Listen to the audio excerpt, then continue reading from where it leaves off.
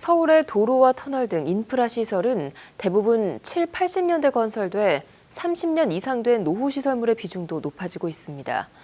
10년 후엔 도시 기반 시설의 60% 이상이 노후화될 것으로 분석되고 있는데요. 노후 인프라에 대한 관리 대책을 논의하는 정책 토론회가 서울시에서 열렸습니다. 계속해서 김진중 기자가 다녀왔습니다. 지난해 동대문구의 노후 주택가에서는 크고 작은 싱크홀 사고가 발생했습니다.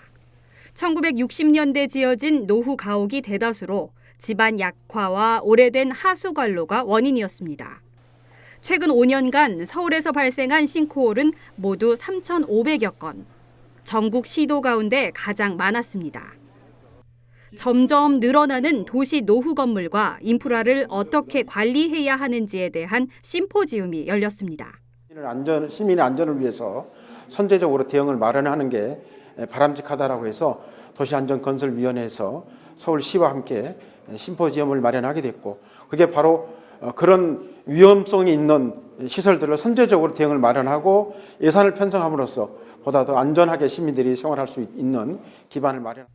서울시 소관의 상하수도 관로는 약 2만 5천 킬로미터, 도로 시설물과 공공 건축물 등 주요 기반 시설은 약 3,600개에 달합니다. 이날 학술 토론회에서는 10년 후 도시 기반 시설의 노후화가 가속화될 것이란 진단이 나왔습니다. 30년 이상의 노후 시설물이 61%로 급증하는 만큼 시민 안전을 위해서는 사후 대응적 관리책에서 벗어나 선제적 유지 관리가 필요하다는 지적입니다. 결과적으로는 기금이나 중앙정부와의 어떤 관계성 이런 부분을 통해서 지금 노후화된 인프라들을 선제적으로 우리가 빨리 보수를 한다면 실질적으로 일본의 사례에서 나왔다시피 상당 부분 비용이 절감되는 그런 효과가 있을 거로 기대가 됩니다. 전문가들은 10년 후인 2028년 도시 기반 시설에 대한 유지 보수 비용은 2018년 대비 약 3배가 넘는 2조 3천억 원 수준이 될 것으로 분석했습니다. 지난해 12월 국회에서는 노후 기반 시설 관리에 정부 예산을 지원받을 수 있다는 내용의 지속 가능한 기반 시설 관리 기본법이 통과됐습니다.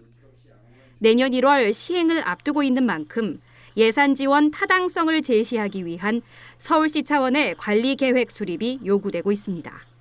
티브로드 뉴스 김진중입니다.